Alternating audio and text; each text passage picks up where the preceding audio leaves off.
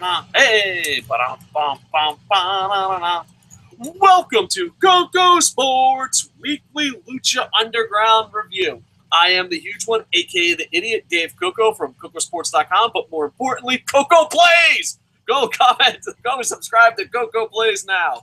All right, talk about anything and play RBI baseball badly. Yes, it's and also sign up for newprowrestling.me as we're trying to get a pro wrestling bar atmosphere online, and it's like social media except without the politics, the food, and the drama. Just all pure pro wrestling escapism, all fun. And I'm joined by Sammy. I don't like to cuddle. Synister. Hey, speak for yourself. I'm a cuddle machine. And as always, we ask you win, loss, or tie. We'll try to go to live comments, but I know in America, I have no idea what time it is, but it's probably depends on what part of the country. It's about midnight here. Oh, okay. So I thought it was later, so that's not too bad. Hopefully, we'll get a couple people coming in drunk, be like, you know what? I should see what they say about Lucha Underground. But as always, put in the comments win, loss, or tie. We'll try to get to some live comments. What did you think? Win, loss, or tie? What did you think of tonight's? It's another solid win, man. And it's at the point with this show that it's so consistently good to me that I honestly feel bad saying that it's a win, because I feel like it's a cop-out. You feel guilty. You're like, am I just fucking an asshole here? Is it always good? It's like you get so conceited, and Jada's like, well, maybe they can have one bad show so I can say one bad thing that makes the good. Like, no, this show is just fucking good. It's good. It's consistently good. Man, love this fucking show. Well, and I'll let, but like as a reviewer, you feel like you're selling out, but at the same time, you want to be fucking honest. I enjoy Lucha Underground. As a reviewer, it's so often to say, it's so easy, and everyone expects you to be so negative that when you're consistently positive, yeah, it feels like you're a cop-out, and that's totally not the case here. Yeah, I'm not as positive as you, but I'm still giving it a win. Because the thing is, like, sometimes when you review Lucha Underground, and if you know it's a product that you really enjoy like I do, sometimes, like, when it comes to New Japan and Lucha Underground, I think sometimes I'm a little bit harder on them because, like, I have to fucking pick on something. Like, it's not a review if you're like, everything is awesome. Like, because, like, someone will come by and be like, well, what do you compare it to the other American TV shows? I'm like, oh, God, no. Like, it's a huge win then. But then you start comparing it to itself. I don't think it's one of the bigger wins of the year, but I absolutely I love the final scene. I think, here's the thing, too. I would probably say it was maybe one of the weaker shows, but that final fucking scene, like that final fucking scene, dude, I was just like, no, fucking, it was awesome. Well, like, you know what I mean? Like, you got your, like, little reviewers on, you're like, all right, I see you shanked one on the 9th hole into the water, -1. I only have, like, 1 or 2 complaints about the whole show. One of them is kind of a bitch complaint, but I'm going to bring it up anyway because I do bring it up when WWE does it, so it's only fair that I bring it up when Lucha Underground does it. But overall, I give it a huge win. I enjoyed it a lot, and we'll break it down. And it's weird, too, because, like, last show we had 4 people, and we fucking reviewed it. Sometimes people get mad because Lucha Underground review shows are shorter. But I'm like, bro, what the fuck? It was awesome. Go watch it. There's the review. But we'll break it down as best we can. All right, so here we go. We got, I'm going to slaughter. I hope your Spanish is better than mine. No. We got Arganis versus Killshot. Or I guess we could do it here. Cage, Taya, and Johnny Mundo meet with the boss, and they said, hey, you guys are going to be in this 6-man tag, work together and all that. And I enjoy the boss doing it. I enjoy the 6-man tag because then enemies, like, there's just so many stories with this. It opens up. It's like if they win, they fucking hate each other and move on. But if they lose, they're like, you fucking cost me, and their feud fucking escalates. And it's so much better than just a lottery. Yeah, we talked about it last week because me, you, and Boom Boom said, well, is the strange bedfellows thing kind of played out? We both kind of agreed that it's not, that it'd be worse if it's a lottery. And then in one sentence, they came in here and had Dario Cueto go, I really liked that my trios champions did work well together and became a unit. Let's have everything be like that.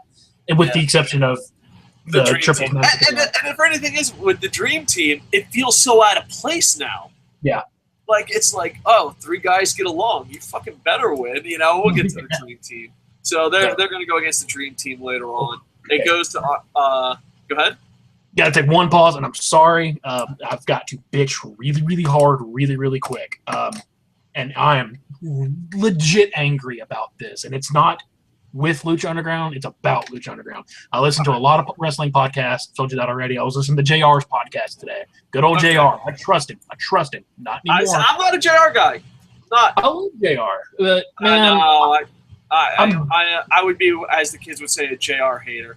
I just, and the thing is, I know I'm in the minority, but I just. And that's fair, man. That's completely fair. I'm just not, and not all that, but like, I'm not a big fan of JR because he had the power.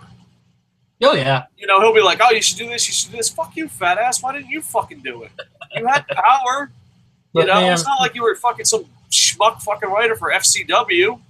You had fucking power, and you were horrible.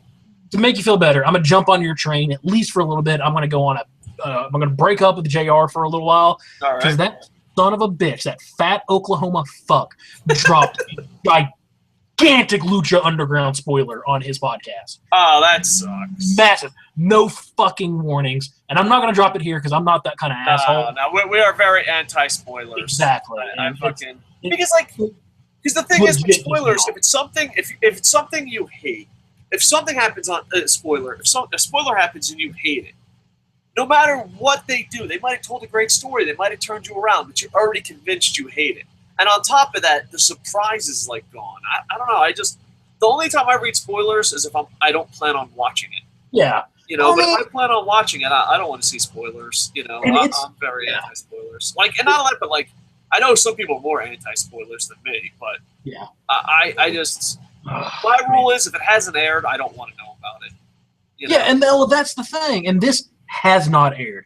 And with wrestling, it's usually pretty easy to dodge around rumors. They're like, rumors backstage are Roman Reigns is going to hatch from an egg and be the Gobbledygooker Part 2 Electric Boogaloo. But obviously, that's bullshit. This, since it's Lucha Underground and it's pre-taped and they taped these months ago and it's in an episodic format, it is a huge spoiler, and I'm so disappointed and angry with JR about this. Even if he had given me the time to say, "Hey guys, I'm about to drop a spoiler, time out, skip this part," but no, he didn't fucking do that. So I am legit angry about that. So, but now that's out of the way, we can get on to the first match. No problem. And then you got Kill Shot, which I'm really buying into the storyline. Yeah. By the way, my military friend said it best. He's like, out of all the things unbelievable about Lucha Underground is that there's a black sniper. And those that served in the military in the 90s would know what that means. Snipers are racist as fuck. That's what that means. It was the good old... Dude, let me put it this way. I was white, and I was fucking there, and like they were like, "No, you're not white enough." I'm like, okay. Damn. It's the good old boy. And not all that, but like the T-shirts were like crazy racist that like I didn't even like wear them around town. Like there was one as a Marine Corps T-shirt, and it just said, "I kill brown people." That's it. That was the shirt. And I was like, what the fuck is wrong with you people? God. So like, yeah, some military guys are like, "Oh, Kill Shot, black sniper. That's believable." But, hopefully the Marine Corps and snipers have changed and it's different. Maybe it was just my unit / base / occupation. They had a problem. They had a real problem. Like, it was funny because like this is getting way off topic, but yeah, when I dated my wife, she was Japanese, and people stopped fucking talking to me. So yeah, they have a problem. So but I'm glad Kill Shot got past all that. I enjoy the match. I enjoy the storyline of Kill Shot. This is my biggest complaint of the show, and I called WWE out on it, and I have to call it. And maybe it's me being a bitch. Maybe it's me being hypocritical. And I kind of know that, but like, there's always that one thing that like you're like, no, that's gone too far. Maybe it's the N word. Maybe it's the C word. Maybe it's a certain word or a certain joke. Like, oh, you can't do that. It's too far. Like, and I try not to have any barriers. Like, I try not to be offended about anything. Yeah. But I called WWE out on this shit, and I'm calling out Lucha Underground. Go for it. It's just a small joke. I personally do not like when people make PTDS or whatever the fuck it's called. I did think that was important. I thought, like, dude, come on, man. Like, I don't even like the fact that, that the military and other people have that same disease. It's kind of like, no, there's a huge difference of my parents beat me and going to war, and like it was just lighthearted, and I was like, dude, it's really uncalled for. And I remember when WWE and TNA did that joke, I fucking called them out on it, and I gotta call Lucha Underground out on it. And I got to the point where like I thought about fucking even tweeting to people that work there, and Really? I'm like, I don't know, because like I don't want to be that fucking overprotective mother who's a bitch. But at the same time, it was like, dude, come on. It was really uncalled for. It's like, so I don't know. I enjoyed this storyline. I enjoy this shit. But maybe I'm just being a bitch. And it's sometimes you have to ask yourself, am I being a bitch? But to me, I was like, dude, that's gone too far. And I say mean things about women. I say mean things about certain groups of people. I try to be fair. I think talent should matter. I think talent should matter no matter what. And, I think if you're a guy or a girl and you have your job and you're not talented, you're a whore. And some females are like, well, it sucks. You called me a whore. I'm like, no. I call people that, no matter their sex, who don't have talent and make it to the top, whores. Of course, because you sold out. But, some people are sensitive to that. Like, we used to do rape jokes a lot. And I try not to use the R word, not because I'm from Jersey. They use the R word every 5 fucking seconds. And here's the thing. Like, New Jersey, it was weird because we were so not politically correct that when I went in the Marine Corps, that was the first time I saw real racism. Like, I didn't see real racism before that. Like, we were racist as fuck, what we said, but we weren't racist. And then I went to North Kakalaki and joined the Marine Corps, and, like, I was telling racist jokes because I'm from New Jersey. We're like, oh, fuck it, we'll offend everyone. And then later I found out they were really racist. I was like, whoa, whoa, whoa, whoa. Being racist to be funny is one thing. Really being racist. And it's a hard truth living where I live and being like that. Ugh. Yeah, but no, I'm completely with you on the whole PTSD thing. Like, again, I don't think any subject should be like, you can't talk about this, you can't talk about this. As long as that subject makes sense for the story at hand. And to go along with you on that, I don't think that story made sense on hand with that comment. So yeah, I'm right there with you. But I also have friends that do that shit. But there's some things there's things that fucking bother me. Blaming young people, blaming old people. Blaming young people and blaming poor people for the world's problems piss me off. Like, I don't give a fuck what party you are. That's fucking retarded. And there you go. I fucking offended somebody. But I don't know. It's like it's one of those things. You gotta look in the mirror. Am I being a bitch about it, or is it kind of like, dude, is it fucking necessary? Dude, fuckers are really fucking suffering from that shit, and you're. And not only that, but it wasn't even that good of a joke. It was just like, oh, it's a theme. Go with it. And I called TNA out on the bullshit, and I called WWE out on the bullshit. And I don't know. It's one of those, I might be a bitch. And you have to be honest with yourself. But yeah, overall, I enjoyed it. And that was probably my biggest thing of the night. Next, there's a segment. Good match, by the way. Good match. Yeah. A lot of short matches. A lot of short matches. Killshot did get the victory in that one. Yeah. So, some backstage segments, but I don't think these backstage segments were, anything great. They've done some better stuff. I like the Tejano Daga match, and I apologize, because it reminds me of tape trading days. Like, you hear about these guys, and I watch Lucha, I watch Triple Mania, and then I'll watch a match here and there about Daily Motion. I'm not a big fan, but it feels like old school ECW. And why it feels like old school ECW is they used to bring people that you could read about and hear about.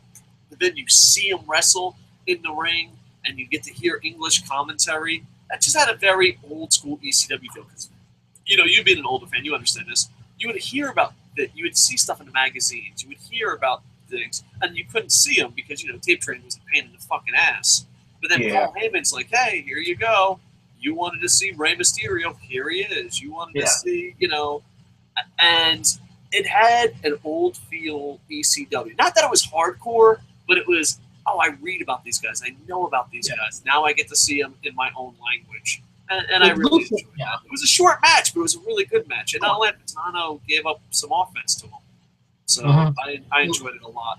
Lucha Underground in general just permeates that ECW feeling to me. And again, that doesn't mean the extreme in ECW, because people tend to forget that ECW did a lot to bring Lucha to the Americas. To the United States.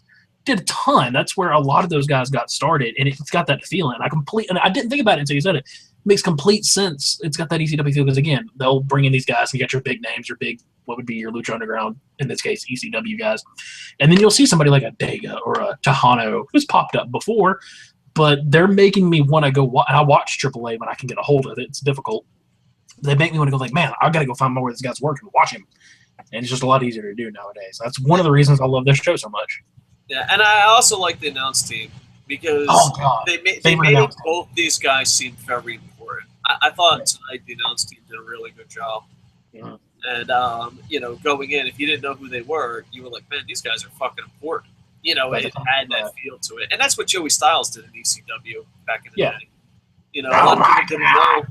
A lot of people didn't know who Eddie Guerrero was, Chris Jericho was, Rey Mysterio was. I know that sounds crazy to a younger fan, but back then, Joey Styles had to put him over. Joey Styles, and so it does have a great feel to it. But it's a short back and forth match, very stiff, and a very enjoyable match. And not only that, but it's bring back the medallions. As a Dragon Gate fan, and I don't know who came up with it first. I don't want to get into a historian fight, but Lucha has done it before, and Dragon Gate has made it really famous.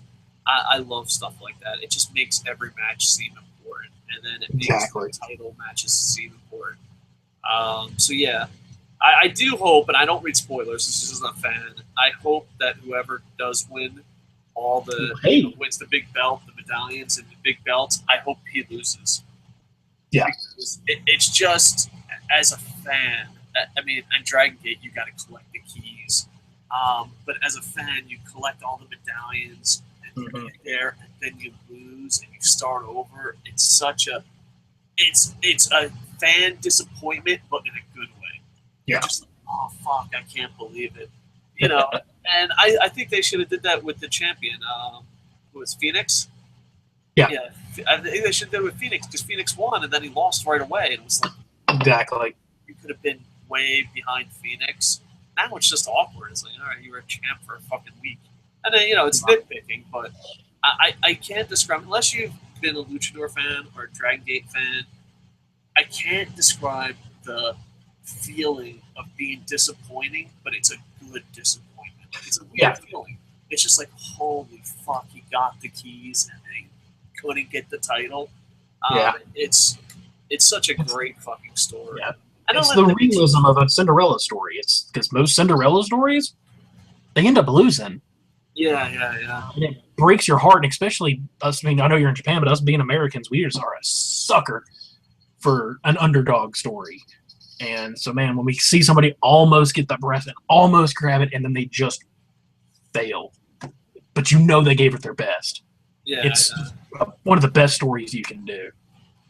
I know that, but you can relate to those characters. Exactly. You're just like, oh fuck, man, we've all been close and lost. So so I'm really excited. I don't know any spoilers. I want people to be aware. I avoid spoilers. So like, if fucking what happens, it's just pure fucking fan guessing. Fuck you, JR. Fuck you. Fuck you. You dick. You dick. You fat fuck. Oh man, you're never gonna let it go, my friend. I'm really not. I'm gonna hold on. Dude, I don't. This is just me. I know this sounds very dickish. I don't like celebrity podcasts, and the reason I don't like celebrity podcasts is because they're not really fucking honest.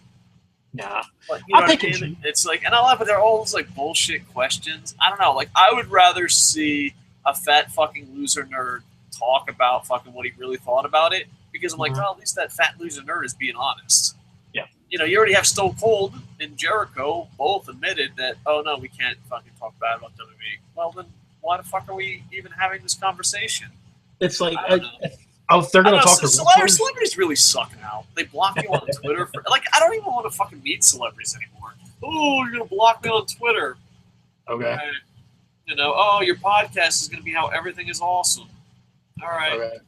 I don't know. Maybe I just don't get starstruck unless you're the lady who plays the violin in Nakamura's shit. That makes no sense to anyone that didn't watch our NXT review show. Yeah. It's continuing. You got to pay attention. You got to always rolling. Yeah. Fucking YouTube. YouTube tweeted us out in a different language. Like, if it was Japanese, I would understand, but every fucking time it's a different language. I want to punch you right in the fucking dick, YouTube. All right, so yeah, I liked it. Next, you have Katrina talking to Bill Cortez. The lightning thing. I fucking loved it. Really? I thought it was a bit much. I'm like, come it was so fucking campy, man. Speaking of lightning up 1-0 on Detroit. Let's go, lightning. That was just a setup for that. Nah, I thought the lightning thing was a bit much. I dug it, dude. I dug it. Yeah, so, and then all that, but they asked Mil Muertes for forgiveness, the three fucking amigos, the three masked idiots, and he just says rise. I thought that was cool. Man, is there anything cool, like more pumped right now than you are for this Mil Muertes was it Montanza? Is that his name? I can't say it. A terrible Spanish. Monster. The brother. The monster. The Cueto brother. Man, dude, they're pumping this thing up, and they've had 2 less than 5-minute segments about making this match, and I'm so fucking excited. I thought, and we'll get to it, I thought the last segment tonight was amazing. I thought the last segment made this a huge win, and I thought, it was just, it was so fucking good. How often in wrestling, and it doesn't happen often, how often, because, you're a creative guy, I'm a creative guy, but how often in wrestling do you go, oh, fuck, I wish I had that in a book? I wish that fucking idea was mine. And a lot of times in wrestling, oh, that would be a cool idea for a wrestling show. No, that fucking final video package is a great fucking idea, period. And just in storytelling in general. That's fucking amazing. And we'll get to it. I'm sorry. I'm just so excited. That fucking last segment put me over the fucking top. Next, you have the Dream Team, Dragon Azteca Jr., Rey Mysterio and Prince Puma versus Cage and Johnny Mundo and Taya. Taya's very attractive, strong. Yeah, and not only that, but she can hold her own. I don't mind women fighting men at all, as long as they can. I don't either. No, if they can't hold their own, fuck that. And that's the thing. It takes a very special kind of luchadora or female wrestler in this regard to where you can go with the guys and make me believe that you can actually win. Because that's all about it. I don't give a damn if you wrestle guys. You can wrestle a fucking 800-pound gorilla for all I care. But if you don't give me the sense and make me suspend disbelief, man, she can win this.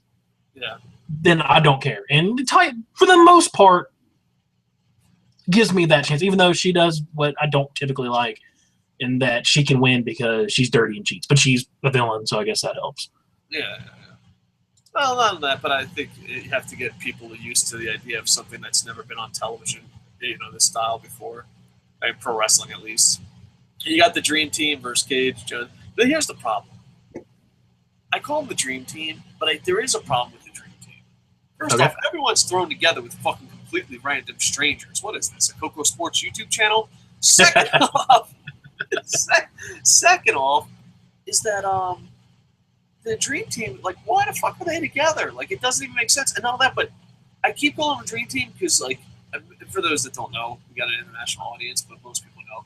The American basketball team is called the Dream Team. The original Dream Team was amazing, and then there was other Dream Teams. But the rest of the world got better and better, and America never fucking lowered its standards. So the Dream Team, the American Olympic men's basketball team, can win, but if they don't win by enough, America's pissed. And I know it's ridiculous, but I'm the same way. I love the Olympics. I watch American basketball. I even watch the smaller FIFA tournaments to get to it. And for me, I get really pissed if America doesn't win by 40. I'm fucking crazy like that. I'm like, dude, it's fucking basketball. What the fuck? You're only winning by 12? You fucking overpaid motherfuckers. And it's because and I have that feeling with this trio.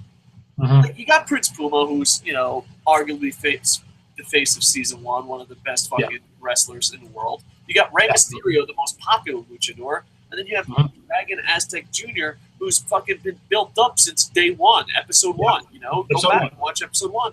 He's fucking been built up. So you have the number one storyline, the number one wrestler, and the most popular wrestler, a fucking team? How the fuck, dude? This shouldn't be what the fuck, man? You should fucking have gold medals by now. The fucking tournament's over. Wrap this shit up. It's over. I don't have spoilers. And they might not win, but it has that American basketball dream team feel to it. And I don't know if you follow Olympic basketball, but there was a dream team that won. There was one dream team And then they call them all dream teams, even though the original was all like for my recollection, like 95 or 94 was like the dream team that had like Pippen, Bird, Magic, Jordan, all those guys, Malone, Christian Waitner. God, America hates him. Just across the board, we hate two things: the Cowboys and Christian Laettner. Poor Christian Laettner. I do hate him. But and not laugh, but the worst part is we could have had Shaq because you needed one college kid at the time, and the college kid was that Duke piece of shit Christian Laettner, and we could have got Shaq. Can you imagine the original Dream Team with a young Shaq? God damn, that man. would have been fucking insane. But anyway, but there was one Dream Team that won by like 2 or 3 points by a last-second ditch shot to win the gold medal, and America was completely pissed off. Like, what? I think Vince Carter threw up a shot. My memory's bad, but it's something like that. And they won the gold medal by just a tiny bit. And I just remember everyone went fucking insane. Just, fuck, you're the goddamn Dream Team. You're not fucking blowing them out by 30. Well, that feeling that we have for the Dream Team of basketball, I have for the Trios team. Anything but them winning is a disappointment. How the fuck you're all fucking buddies, you're all friends, you're all the face of, you know what I mean? Like, you couldn't pick 3 bigger guys to be favorites. I don't know the spoilers. They might lose, but I have no idea. Don't they win? I'm avoiding them like the plague. Fuck you, JR. What I'm going to say it every time we talk about spoilers. Even if we're not talking about Lucha Underground, if we're just talking about spoilers, fuck you, JR. Do you think he apologized, or do you think he just fucking ignored it? Oh, no, he just fucking went on with his day. I was so genuinely nerd pissed off that I don't have Twitter. I don't. I wanted to make a Twitter just to send him a tweet to say, thanks, dickbag. Warn us next time. Yeah. Anyway. I never tweet celebrities because, like, I'd rather talk to, fans because the celebrities, they're fucking such bitches. Block. Oh, like I said, my nerd rage, I didn't do it. My nerd rage almost got the better of me. But I calmed that shit down. Red Lanterns for life, bro. Yeah, you had a question. You had to look yourself in the mirror and be like, am I being a bitch about this? Yeah. Am I willing to put up with this? Not enough people do that. Sometimes I do it. I'm like, am I being a bitch about this? So, there was, go ahead. What I'm hoping for, because I feel you on this Dream Team thing. Like, we didn't really talk about the match. The Azteca, Puma, and Ray, they get the win. Great lucha style in there. But that's arguably 2 of the greatest luchadors in history. I've watched a lot of Azteca stuff from his other promotion. That guy's awesome. That like tornado twisting DDT shit he did was fucking awesome. But a good match. I also really like Cage. I hated Cage through most of season 1, but he's really got my attention. I really like, or as my roommates call Cage, he is the Gears of War character because he looks like a Gears of War character. Yeah. Well, the thing about Cage is when someone cuts him off, he's like, yeah, we know you're a machine. I'm like, you disrespectful fox. Let him finish. Let him fucking say it. But I actually got a point about that. We'll get to that in a minute. But it was a serviceable, it was a good match. But what I'm hoping for with this Dream Team is, again, we talked about it last time. I don't think Lucha Underground has babyface and heels. They have heroes and villains. And with that, this is the Avengers. They're building up. And Dario Cueto is not dumb. He knows everything that happens in the temple. So you have to watch this like that. And I think he knows exactly who they are. He knows what they're doing. And he's going to have a disgusting surprise for them. I have nothing to base that off of. But they kind of did it last season with the Trios tournament because, they made it to the end. They won. And then they immediately had to have another match against the Crew. So I'm thinking they might pull out something crazy and make them fight. Like, win a match and then have to fight. Like Mil Muertes, Monsaza, and fucking, Hulk Christ. I don't know. But I have faith in them, but I totally agree and see where you're coming from on that. Yeah, and all that, but it's 6-man tag lucha action that just, I don't know, it's like this main event, you watch it, this is just my opinion. It's a pretty strong opinion, but I could be wrong. I think if you watch this main event, 6-man tag, luchador main event, and you don't enjoy it, I just don't think you might not like lucha. Pretend those words make sense. But I just think, that makes amazing. Perfect sense. And all that. And, Puma and Azteca was just amazing. Lucha, I know it's cool. Lucha Underground sends out a lot of GIFs of their shit. I'm watching a GIF right now. By the way, I'm reading the results on CageSideSeats.com. Yeah. Lucha's really cool about keeping in touch with their fans too. They all, if it's a big match, they'll release that match on YouTube for people to watch it. Like I've commented on their Facebook a couple times. They'll reply back. I mean, they're awesome with their fans. They love their believers. But I know that, but I just wish, like, the thing is, I just want them to be successful because, like, you know, this is going to be a bit nerdy, but people ask me all the time, would you come back to promote wrestling? And I don't think I would, because Lucha Underground is doing everything I would do, but 10 times better. You know what I mean? It's like, and I just what I love about wrestling is everything. People love it. And I understand, like, hey, maybe Luchador is not your style. Hey, maybe over the top storylines ain't your style. I'm cool with that. But I hope there's enough people out there that like what I like so that it grows. You know what I mean? Yeah, I think there is, because they've been confirmed for season 3. I know in between seasons 1 and 2, it apparently got really dicey for a minute, and I think a lot of that has to do with the network that they're on. Because El Rey, let me tell you, if you don't have El Rey, or if any of the infantry have never watched El Rey, it is the weirdest goddamn channel I have ever dealt with. It is so fucking weird. It's like what Spike TV should have been when Spike TV first came out when I was like 13. Yeah. It's all they show is fucking like shitty, awesome Steven Seagal movies, and they know they're showing shitty Steven Seagal. But it's because the thing is, you know, I don't have the El Rey network. I watch it via Magic, but the thing is, I wouldn't fucking want the El Rey network. Like I just keep that on 24/7. It just looks awesome. It's pretty bad. I've sat down and watched it because I'll come home and they do like bare knuckle Mondays, and then they do like flying Shaolin monkey kick Tuesdays, and they just show awful old 60s not kung fu, but kung fu movies for the layman's terms. Because don't they have like a what the fuck is that guy? That guy that got fucking slimed by toxic waste. Toxic Avenger, yeah, they had Toxic Avenger. I would love to see this. They had a Toxic Avenger marathon. I didn't know there was that many. Dude, there's I knew there was 2, and I knew there was a cartoon. But after that, I was like, I get it. But then they're like, hey, you want to watch all fucking 97 of this fucking journey? I'm like, yes, I do. Yes, I do. I mean, so I'll come home every once in a while, and they'll be showing like Creature Feature Fridays, and they'll show all 4 Critters movies. I'm like, fuck yeah, I know what I'm doing today. So it's a good place for Lucha to be, but it's also hopefully doesn't stagnate because they're getting views. I'm hoping it gets on Netflix because I know it's on not AOL, Apple shit. Yeah. What is Apple shit? I own Apple, so I don't even do it. I don't know. I don't know. iPhone. I apologize. These jobs blow everything. iTunes. Yeah, I know it's on. I feel like grumpy ass old man. Why did you call? I know it's on iTunes, and I own Mac merchandise. I don't know how iTunes works. Like, I am fucking like retarded. Like, Netflix is so easy. WWE Network is easy. New Japan, dude. Like, I own a Mac, and they're like, "What's your password?" I'm like, "I don't know. I don't have a password." They're like, "Well, you own a Mac. You have to have a password." I'm like, what the fuck? And then I go on the iPhone. Like, "Oh no, you don't." I'm like, "Fuck you, dude. Just take my fucking money, you piece of shit." Like Netflix, like they'll just take anything. They'll take like a promise. You could go there and be like, "Well, give me Netflix today, and I'll pay for it on Tuesday." You know, like, here you go. All right, Bubba, we got you covered. Fucking Apple is like, "Hey, fucking make sure you send us pics of your dick. Make sure we got your blood type, your social security." I'm like, "Fuck you, man." Like, I know what, and I don't buy merchandise, but I know like probably.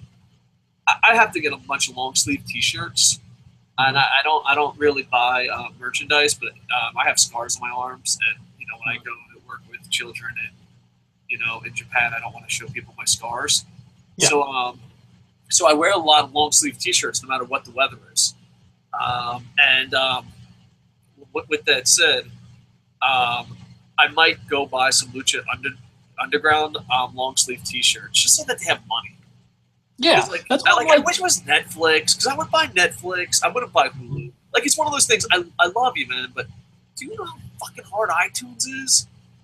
It's just, dude, because I'm not a music guy. I'm a Kindle guy. You know what I mean? So, like, I never fucking, what the fuck do I need iTunes? There's like some 12-year-old kid right now watching. It's like, how can these fucktards not understand iTunes? You press this, it gives you music. Dude, Netflix is a million times easier for old people. Literally, most TV remotes nowadays have a button that says Netflix on it. You press that shit once until it give me Netflix, and it obeys. Yeah. So I feel on the Lucha Underground. I want to support them as much. So I think the way I'm going to support them is I'm going to go to Pro Wrestling Tees and buy long sleeve T-shirts. I don't buy clothes, but I feel like I have to put my money where my mouth is, and I would pay for it if. Yeah. Like, it's one of those things. Me, it's a patience thing where I'm like, oh, here's my money. Thank you for the product. And like, if that transaction takes longer, I'm like, fuck you, I'm stealing it. You know what I mean? Like, that's it. Like WWE Network, New Japan, Netflix, they have my money, and they'll probably always have my money because it's easy. Like, press a button, bam, you got it. All right, cool. Right there.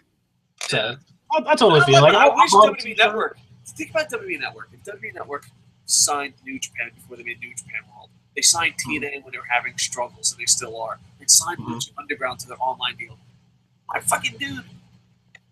would just fucking give them all my money. The WWE Network pisses me off because I was hoping it would be a real network, and it doesn't feel like it's not. It feels like a membership area, but you get the pay-per-views. That's what it feels like. I mean, honestly, Lucha Underground, New Japan, and all that, it would be amazing. Even if you watch the network just for pay-per-views, I mean, you're getting your money's worth. But speaking of paper network, I used it earlier today because I want to get this retro thing off the ground. I watched Wrestle War 1989, and searched for it, boom, popped up right there, easy as pie. So I mean, their catalog is really easy to access. So, but yeah, like we have a lot of live comments. Yeah, so, jump on. Let's talk about this last segment, and then we'll go because I think this last segment was amazing. I think it was amazing for a book, a story, a movie. Just the character development was amazing. Holy fuck, it was amazing, dude. And I mark out to great fucking stories. Like I'm one of those guys. Like I fucking like because I want to be a storyteller. I want to fucking write books. And be like, well, why don't you do something else? Why don't you make movies? I don't have the people skills. I like books. You're like by yourself. Like. Let me put it this way. I have like 4 or 5 people that work for me on a book, and I am pretty sure they all fucking hate me. So like a TV show would be impossible, a movie would be impossible. And all that, but even like the pro wrestlers that work for me, they'll be like, oh, I love Dave. He's a fucking pain in the ass. But like when the storyline goes so good, I'm always like, oh my God, that's so good. And that's one of these moments. I was just so fucking jealous as a writer. You know what I mean? It's just fucking awesome. Dario's there with his fucking brother who's locked in a cage, and he's being gentle to him, and he just cuts a fucking promo of why he's locked up. And it's so fucking believable. It's just that whole so much, dude. Because like, even in season 1, you were busting balls about this. Even in season 2, we were busting balls about this. Like, what a shitty fucking brother. But it all fucking like it was just so well fucking written. They delivered at the right fucking time. Like Lucha Underground could have done this earlier, but they're like, oh fuck it, let them bust their balls. We know where we're fucking going with this. And like it was just like, holy fuck. He's like, well, I'm paraphrasing here because I can't fucking do it justice. Like if I was to plagiarize anything, this scene I would fucking plagiarize in a fucking second. But he's like, oh, well, the reason why you're locked up is because you lock up your valuables.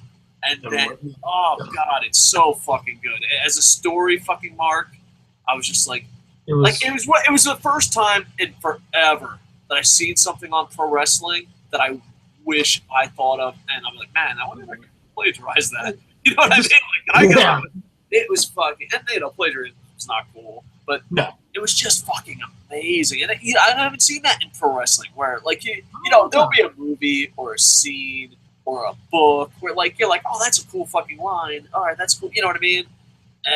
But I think it's the first time in pro wrestling I was like, holy fuck, that's amazing. It was such a great fucking the entire episode. It did so much. Again, it did a bunch of things. It set up the fact that Montanza is just being used. And at the end of the day, he might just be like an innocent thing. He's a tool for Dario to use. And in that, it showed you that Dario really is a villain and not somebody to be liked. Because he's just using this thing that for all intents and purposes is innocent and as a tool, and he's using it as a force of destruction. And throughout the entire episode, they kept showing Dario getting annoyed with his talent. They showed it 2 or 3 times. And it's just showing, like, he's going to get fed up with talent. And if you don't like how I'm going to do things, well, guess who I'm going to send after you? Because I've got that big motherfucker that can do anything I want him to do. But it was cool. It was cool. I loved it. Loved it. And then it just makes you pumped for that match. The 2 darkest forces in the fucking Lucha Underground are going to go head to head. Yeah. And it's so weird because, like, you're so fucking pumped up, but as a wrestling fan, you're like, you're giving us too much. Like, when's the last time you fucking said that about a wrestling product? Yeah. You're like, Lucha Underground, slow down. We're not going to fucking make it to the end of the season. And every fucking week, you're like, oh, my God. Like, they did it again. It's so fucking bizarro doing a review and being like, you're giving us too much. Yeah. And it's only an hour. It's not like it's not a 3-hour product. It's an hour. With commercials, 45 minutes. I know. You have a 3-hour product, and you're like, Jesus fucking Christ, they did nothing fucking happen. And then you have an hour product, and you're like, you're giving us too much. Too much. So, overall, I just thought that last scene was fucking beyond amazing. And yeah, I just fucking, I marked out beyond belief for it. No, I marked out hard. And Andy Paps. Oh, go ahead. No, go ahead. We're going to head up to live comments. Let's see. Nothing on the Twitters. Twitter is sleeping. Nothing on ProWrestling.me. Sign up today, you son of a guns. I'm there. You can talk to me there. Facebook, Andy Pap says he can't make it because he's going to watch Netflix with his girl. And then he go and look on the live chat, and Andy Paps is here. Good choice, Andy Paps. You've heard of Netflix and chill. Now there's KocoSports and sleeping on the couch. Yeah, someone, we appreciate it, but someone made a drastic error. And he also said on Facebook it was great seeing the Full Horsemen of Wrestling podcast. Yeah, that was the first time I think we've ever had 4 people on at once. Really? It was interesting. Yeah. It was fun. I'm sure someone will be like, oh, you guys talk over each other. I'm like, dude, it's just fucking fun. You're at a bar. I don't see that as a sports center. Like, I see it as we're sitting down, and if you get excited, sometimes you talk over your friends. Yeah. That's it, you know? I don't know. I see YouTube a lot differently than other YouTubers see it. Fred Yelly says first. Andy Pap says second. Andy Pap says, I loved Lucha Underground. Huge win. Fred Yelly says, losing night of sleep for the show, but fighting the good fight. Appreciate it. Same here, dude. Me and my girlfriend were watching Netflix. Then Dave sent me the link. Told her KocoSports is more important. You know what? We might have a small audience, but, dude, we got fucking... You know, like, we might only have, like, 300 fucking, you know, true internet infantry, but we're, like, the real fucking 300. We're goddamn warriors. Oh, that's fun. Told her KocoSports is more important. Let's see. Carlos says, so, since Daga just debuted on Lucha Underground and only one other member from Los Perros not in Lucha, does that mean Joe Leiter will come to Lucha? Please, no. Dude, you might as well. Yeah, I don't know because I don't follow AAA close enough to have a strong opinion on this. I know that's kind of a chicken shit answer, but it's an honest answer. I don't know. I do. I will say this though. I was a CMLL guy for a long time. Like, I always saw AAA as being the shittier brand until Lucha Underground. They're the ones that switched me over. Now I fucking consider AAA to be bigger, even though I don't follow it as much. It's hard to get a hold of. I wish I could watch it, like, just on cable, but I've looked, and without having to pay like $40 more on my cable bill, I can't get it. There's always like the Daily Motion guys and the YouTube guys, but then they always get deleted. I don't know. Triple Mania is not bad because it's a pay-per-view, so you can just buy it online. Even though I think this year I had to pirate a Triple Mania because I live in Japan, have a Japanese credit card, and I was going to buy their Triple Mania, but there was a typo, and I think the typo made it $3,000 instead of $30,000. And I was like, I can't imagine being an English speaker talking to a Japanese bank trying to cancel a Spanish Spanish purchase. That's called a clusterfuck. Yeah, I'm like, dude, that's too much. I'm like, I'll just pirate it. Yeah, and I want to support. Because the whole thing is, like, I'm sure it was just a typo, but that's a huge fucking typo. And not only that, but I'll be the jackass that paid $3,000 for fucking AAA and watched it on my computer. Do you think Pedro Guerrero Jr. was originally supposed to be Pentagon Jr.'s master before his passing. I don't know.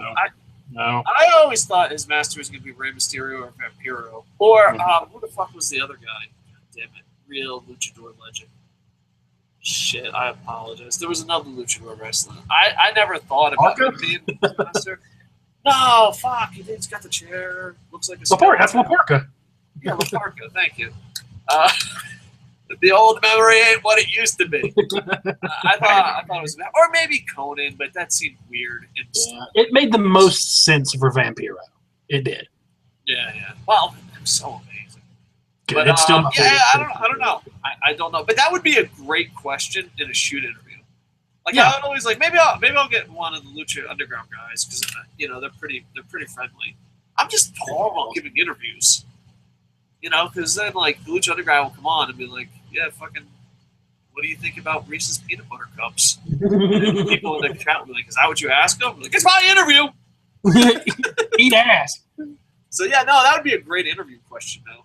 I don't know. Because a lot of times when someone passes away or there's an injury or something happens, I always, as a wrestling fan, I wish more shoot interviews did this.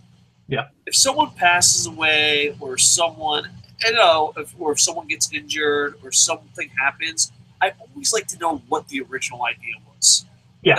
I think that would be cool for shoot interviews. Mm-hmm. And not enough, they never do that. They're always like, who slept with who? Who's a bigger dick? Do you hate Vince? And it's like, we've heard all that. If you're gonna, and not all that, but they also have how would you book this shit? Mm-hmm. I don't find that to be that interesting. And I know that's kind of a dick because I do that, but I don't find it very interesting. But I would find interesting, what if Benoit didn't pass away? What was the plan for the ECW title? That to me is intriguing. What if this guy didn't get hurt? What was the plan? I don't know. I would love to see more shoot interviews like that. So get on that fucking shoot interview, guys. But yeah, that's a great question. I honestly don't have an answer for. It's going to be amazing. No Joe Linder, he sucks. All right, Joe Linder fucking sucks. All right, well, we're learning a lot about Joe Linder today. But hey, Daga, Pentagon, and Taya are in Lucha. LOL, Wrestle AM and chill for you, Andy.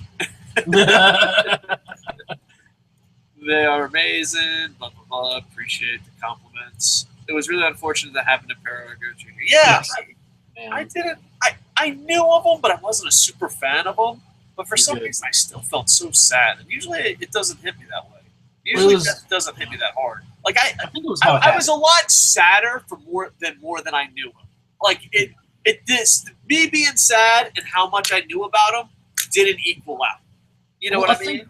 Yeah, a lot of that had to do with two things for me. A lot of it, was how it happened, because it was just a true freak accident.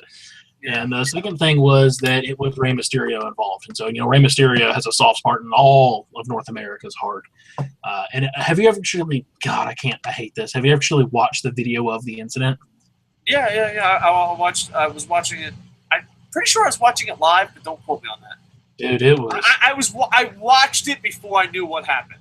Yeah, so I don't know if it was live or live right away, but I know I watched the match before I knew what happened. If that makes sense. It was rough. Yeah. So yeah, very sad. But yeah, because I also seen people pass away in the ring, and it's just shitty. Yeah. The incident will haunt Ray for the rest of his life. Yeah, I imagine. So I know that, but with the media and the headlines and sensationalism. I don't know. I don't know if Ray will ever be honest, but I can imagine it not being shitty. Mm-hmm. You know what I mean? You're in the shittiest position possible, and then there's a media storm just fucking getting the story wrong. And of course, they're not going to go back and correct it because the headline's out, and you know what I mean? I don't know. I feel bad for him. It's just a shitty, sad situation. Yeah. So there are a few wrestlers I have a chance to follow all the way from the early in their careers. Yeah, that's always fun. Ray Loris, a.k.a. Dragon Azteca, and Daga are a few of my guys. That's sweet, man. Yeah, that is sweet. Yeah, I got to see AJ Styles, Christopher Daniels. Who we admitted on our other podcast has been dead for 3 years. Yeah. But there's a lot of them, you know. Just because it was down in Florida, and IPW Hardcore. Not a lot of people know this, but IPW Hardcore, they had a television show and they had a small following in Florida. And you know, obviously the guys that were part of it thought it was a lot bigger than it really was. But still, they brought down some of the best talent in the world. And I was very lucky just to be a photographer nerd. And I was taking pictures, and it's like, man, I got to fucking see these guys when they were teenagers wrestle in front of very small crowds. And so I'm really grateful for IPW and NW Florida and all that, but also like indies in Japan. But I got to get back into the indies. Like, Yeah, I've not been. I don't know. I've been so busy reviewing, you know, Lucha Underground, TNA at times, WWE, New Japan, that like you got to watch it, then review it, and then like it cuts out the just watching. Because not only, but I don't know about you. You've only been doing this for a couple weeks now, but it feels weird. You're like, oh well, I'm not going to review it, so I don't know. You feel like you don't have to watch it, and it's like kind of weird. But I do have Dragon Gate, where I kind of tell myself, unless I get paid a lot, you know, and I don't think it will ever happen. I don't know if I'll ever review Dragon Gate because I like the Dragon Gate's my like. I'm not going to review this. I'm just going to sit and relax. You know what I mean? Planning a vacation soon. LOL, Sammy Rule. Do you think Pentagon Jr. will be the Lucha Underground champion? I think so. They're building him up, and it would be a great story. Better, damn well better be. I don't hate Lucha. I just fucking hate the commentary. Commentary for AAA and CMLL, it's far worse than Raw by far. See, I don't know because I don't know any Spanish. So to me, it's just an exciting guy speaking a different language. Yeah, but I'm sure there's people that don't know English that do the same thing with Raw. Yeah. Is this a question for me, Andy? I don't know. Tejano is so underrated, man. You guys don't know. He really slept on the U.S. people. The man is really good. He's a really good luchador. That is why. Watch this shit. He's the longest running AAA champion of all time, if I'm not mistaken. I like Tejano, but like I don't know if I don't think he's underrated. I just want to see more of him. I don't know. Maybe he's underrated. I don't know. I don't live in America, but I probably watched him at WrestleMania, and he was amazing. Everything I've seen of him is really good. Yeah, you know? I know that, but he's been really good at WWE. I think. I know that's not a popular thing. Don't you curse him? Don't you put that evil on him? All right. And Pentagon Jr. is the 2016 Ray D. Ray's. Bray Wyatt is injured. WWE is cursed. Man, on earlier today. AAA is amazing. Yeah, that's one thing. Like even if Lucha Underground doesn't keep going, as far as Lucha goes, I think Lucha Underground made me a CMLL guy to a AAA guy. TJ Omar says, who would be the first female Luchador Underground to win the belt? Sexy Star, Taya, Ivelisse, Marty's sister, or Black Lotus? I don't know enough about Black Lotus, and I don't know if she, I want to see her in the ring. Marty, I would love to see Sexy Star, Taya, or Ivelisse. Those are my three. I think Marty's sister, I don't want to judge her too harshly. I just don't think she's in the same league. No, you know what I mean? But we haven't seen much of her. Yeah. She might win us over, and that might change. But as of right now, no. I don't know. Ivelisse and Sexy Star just have such a great story behind the scenes and on camera. Yeah. And Taya she just looks like a woman that fucking whoops some fucking ass. You know what I mean? She just, I don't know. My cat's desperately trying to get on this interview. Yeah. Excalibur, Carino, the Japanese commentary guy who loved Nagata, and why not Match Striker, the Dream Team commentary? LOL. Yeah, I always thought my Dream Team, but I don't know. Like, I love Match Striker more than a straight man should, but he really shit the bed in some of those New Japan English commentaries. Like, he didn't try. It had the illusion he wasn't trying.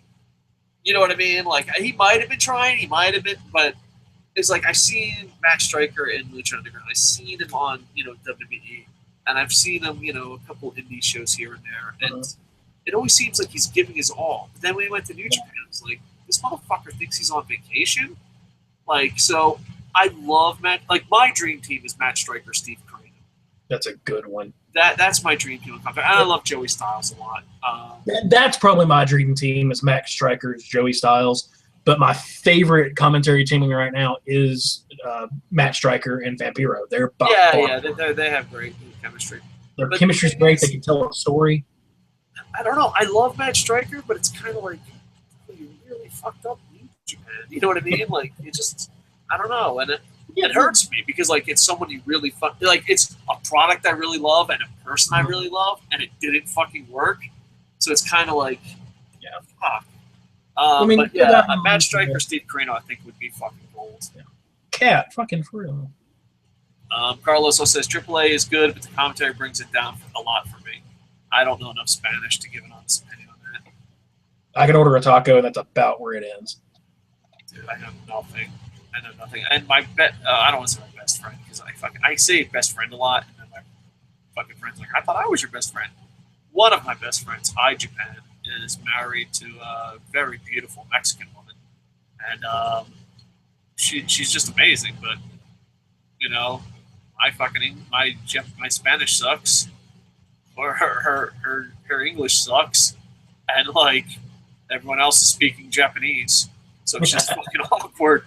Just looking at each other like, Yeah. Well, I know she got really pissed because Japan teases her that my tacos taste better. But yeah, my Spanish is fucking horrible. Same here. But I can make a mean fucking taco. I don't know if this is racist. Did I just do a racist? Guys, rank your favorite luchador female by order. Sex Star, Ivelisse, Taya, Melissa Santos, Black Lotus, Cobra Moon. All right. Can I just say Sexy Star? I'm gonna 1A, 1B, Sexy Star, Ivelisse. I can make an argument over who's better. I lean towards Sexy Star, but you know, if you're like, oh, Ivelisse is better, I'm like, she's pretty good. It took a long time for Ivelisse to grow on me for some strange reason. I didn't take to her like a lot of people did, but when she grew on me, man, I love that bitch. She's a bad bitch, but Sexy Star is my girl. Yes, second tier, I'd put Taya and Cobra Moon, and then the rest I would just put in third tier for now. Like that's how I'd rank them. And then they can move up. You know, there's a lot of these women we don't know enough about to give final verdicts. You know, like if you're basing it solely off of Lucha Underground. Absolutely. Yeah. Well, not on that, but also like I rank a lot of times off in-ring ability. So Katrina's a great character, but I don't know if she can wrestle. You know what I mean? She's done some shit, but I don't know. But I think Star and Ivelisse are at a whole nother level. Then there's top 5 in the world. And Cobra Moon really impressed me quickly. She did. And that is her gimmick. You know, which Mexican promotion would you like to have working relationship with TNA? LOL. If I was TNA, I'd accept friendships with anybody at this point. With anybody. Like you just have to. Or do you wish that on anybody in the Lucha Underground or the Lucha scene? Yeah. Well, TNA is the poor guy who acts rich. Yeah. I'll have that one friend, and it gets fucking annoying. Yeah. I mean, fucking. Can they catch? Well, I don't want to say can they catch a break. They just keep getting bad shit happening to them. Apparently, they lost their. This way, I would be a complete TNA hater if it wasn't for EC3. Like my relationship with TNA is, I try to ignore it as best I can and watch YouTube highlights of the EC3 segments. So should reviewing TNA be penance for somebody that's new on the channel? Maybe. No, because the thing is, they're all nagging bitches, dude. No, that's not fair. They're like nagging wives. Yeah. Like they're like, review TNA, review TNA. Oh my god, you don't think it's perfect? It's not. I mean, I've watched TNA before and been entertained, but more often than not, I'm just bored. I don't know. They just fuck up a lot. Yeah. Like, and the thing is, you'll be like, oh, everything sucks, but this is gonna happen, and then it just falls apart, and you're just like, you can't win me over with promises. You've got to give me substance, and that's all that TNA does is they give me promises like, oh, we can lately because I've ignored TNA for a decade. And I shouldn't have because at one point in time, Samoa Joe and AJ Styles were there. And it was great. But based off of it right now. The final straw was EC3. Dude, EC3 was like the Rock. And not the Rock, like, what are you smelling? But, like, you know, he was the fucking bam. He's the future of the goddamn company. Undercard completely fucking wrecked. Every fucking 3 months, the undercard completely fucking wrecked. But we had EC3. We had EC3. We come up to a pay-per-view, right? Lose it. In 3 days, might be 4. I don't know. I don't know when it aired. We'll give him 4. We'll give him the benefit of that. In 4 days, out of nowhere, Matt Hardy just says, "Oh, I'm going to be for the title too," and beats him. A 4-day build, and not even like maybe a 10-minute build. Matt Hardy's just like, "Yeah, we're going to wrestle because it's in North Carolina." And I'm going to win, and then I'm going to turn heel. Matt Hardy wins the goddamn title. All the TNA fans are like, "Dude, if Matt Hardy wins this title, I'm going to be pissed." All the TNA fans disappear. They're afraid to fucking even come on the goddamn show because they're like, "Oh, we can't say anything bad. Let's see how we can spin this." And there are fucking podcasters on here because I'm like part of Facebook, YouTube chat bullshit. They're like, "How can we spin this to be good?" And that just added fuel to the fire. And then after I fucking flipped the fuck out for Matt Hardy ruining the only goddamn fucking decent storyline you've had in fucking years, then Matt Hardy goes on YouTube and goes, "Oh, I'm just giving up the title." Yeah. And then there's a fucking Don't win it again. Dude, I'm done. I can't fucking do it. And, you know, I know there's TNA fans out there, and I know, like, people, like, send me all the time, "Hey, it's not that bad, it's not that bad." It was the final straw. Like, and I don't TNA like always had potential to be great. TNA always had potential to be great. They fucked up a lot, but they always had potential. There's a time where you're just like, bro, and not that, but you see other podcasters be like, "Oh, how can we spin this?"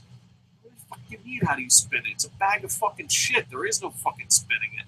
And all that, but then, like, you try to review TNA, and they're like, "Oh, why didn't you like every segment?" Because it wasn't good. And I don't want to see it go bad. Like, I actually feel bad for TNA fans. It's like I feel bad for Lucha Underground fans. I don't want to see it go under. I just want to see it be good. I want TNA to succeed. I do. Fuck the Hardys. Let's go ahead and clear the air here. Let's go ahead and get it out of the way. Okay. We've already talked about this. But even if it wasn't Matt Hardy, I don't like the Hardys. If it was any of the Hardys, there is like 3 people in that whole company that have any sort of talent. And it's EC3, it's James Storm, and some other guy I probably can't remember right now. That's it. That is all. They have talented wrestlers. You just know they're going to lose to the WWE guys. So why not just watch WWE? If I want to watch TNA guys lose to WWE, I would watch WWE. Yeah. And that's why I think TNA's biggest problem is, Lucha Underground, they stand apart. New Japan, they stand apart. Ring of Honor, to a lesser extent, they stand apart. I've not watched Dragon Gate. I've heard you talk about it a lot. I've heard other people talk about it a lot. They stand apart. I've heard a ton of people talk about PWG. I've watched a little bit of it. Apparently, they stand apart. But if you go to a fan, you know what the fuck they are. Yeah. But TNA tries to be WWE. Yeah. Like, and it's not knows what the company is bringing to the table except TNA fans. Like, why do you like TNA? It's better than WWE. So you don't like TNA. You only hate WWE. Yeah. It's better than TNA, or TNA is better than WWE. How is it better? Well, it just is. Oh, they can do pile drivers and bleed. And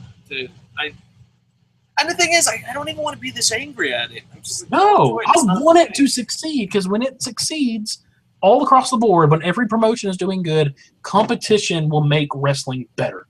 When was wrestling at its height? During the Monday Night Wars. What made the Monday Night Wars? Competition. Competition makes better products.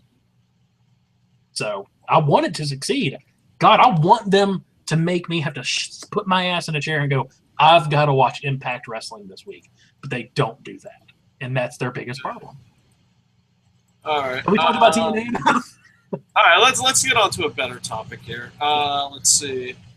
Franielli says, what will happen? AJ getting inducted into TNA Hall of Fame or TNA going out of business? AJ Styles is not a big TNA fan, so I don't know. It depends. Like, the problem is TNA, like, one thing is that TNA does, they don't give up. They don't. They keep fighting. So, it's hard to say when it's going into business. It always looks horrible, and then they're like, hey, everything's fine. We got Matt Hardy. If you follow them just online, they're always on the verge of collapsing, so it seems. Now, their talent will deny it up and down, so I want to believe the talent, but they're always on the verge of collapsing. Any chance on releasing your book here in the States? Yeah, well, my novel will be in the States, and I'm hopefully October at the end of the year. For this publishing house, it's the first time they're dealing with me, So, like, I'm put on the back burner for fucking everything. I probably shouldn't have said that on air. I love my publisher. So, yeah, hopefully. And it's a humbling experience. As far as my Japanese comics and manga, I actually have a contract that I can't say. Because, like, allegedly, I write for a very famous Japanese comic, but I have to use a Japanese name. And if I told people I wrote for this company and they knew a foreigner wrote for it, no racism whatsoever in this deal, they would have the right to sue me. So, yeah, the Japanese comics I write for, I'll have to go to my grave because I signed a fucking bullshit racist contract because of food. But in my novel, which will be coming out, yeah, that'll be on Amazon and it'll be pre-sale and all that, and hopefully you guys buy a ton. Like, dude, you know, I make fun of people begging. I make fun of people doing a house, not house, but people that have their own houses. I make fun of people that open up the boxes, including Boom Boom. I try not to sell out too much, but I'm going to pre-warn you. I'm going to beg like a motherfucker for you guys to buy this book. So be pre-warned. Like, this is before the storm. But yeah, it'll be in the States. And, you know, your beloved New Jersey, yeah. Sammy's petting that pussy so good. Oh, yeah. Pepper says hi. So, and let's see. Hey, did you guys watch the WWE Hall of Fame? And if you did Kalisto's wife look like Sexy Star? Yeah, I thought the same. Yes. People actually thought it was, and she was signing with WWE. Yeah, that would have been. Should cool. there be a heel faction in Lucha? No. As of right now, no. But I mean, there kind of is. It's just awesome. It's Cueto. Dario. Yeah, Dario is. You can also say the other group is heels. I don't know. I just hope the story stays good. Yeah, that's all that matters. Well, and again, it goes back to my whole: there is no babyface, there is no heel. There's heroes and villains. So you don't really need a heel team when you could just have a bunch of villains gang up together, which they're kind of doing. There's like the Disciples of Death in them. So Lucha Libre is big on 6-man tags. Oh yeah, that's very true. Black Lotus might be a double agent and might not be working for Dario. Yeah. I hate to say this because, you know, she's a very attractive girl.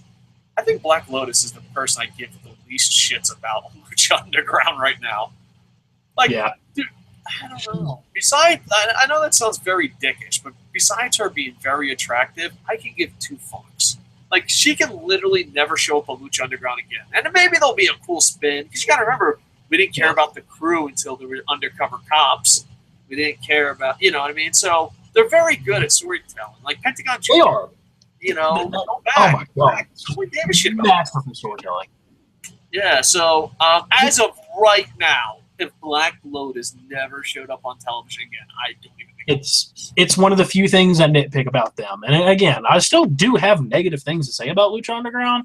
Not many. But this is one of the things. It's like with Black Lotus, I genuinely forgot she was part of the show until she showed up again tonight.